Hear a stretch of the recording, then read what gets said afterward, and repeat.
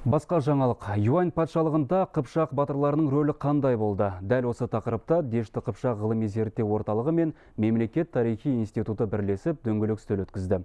Бабалар ізімен тарихи ғылыми экспедициясының жетекшісі Сапар Ысқақовтың шақыруымен жиынға Жапониядағы Риккио университетінің профессоры Ясухиро Йокайчи келген. Оның негізгі зерттеу тақырыбы Юань империясының тарихы екен. Айтуынша, кезінде Жапонияға шабуылдаған Құбылай ханның жауынгерлері негізінен қыпшақ, Қаңлы, Найман және Жалайыр руының батырларынан құралған. Бүгінде Фукуока қаласында оны дәлелдейтін мұражай жұмыс істейді.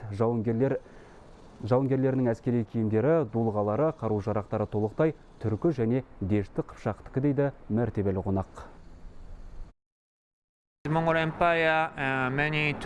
Моңғол империясында түркілердің, соның ішінде қыпшақтардың орны ерекше. Тарихи деректерге қарағанда, көбіне ханның жеке жасағы қыпшақ батырларынан тұрған.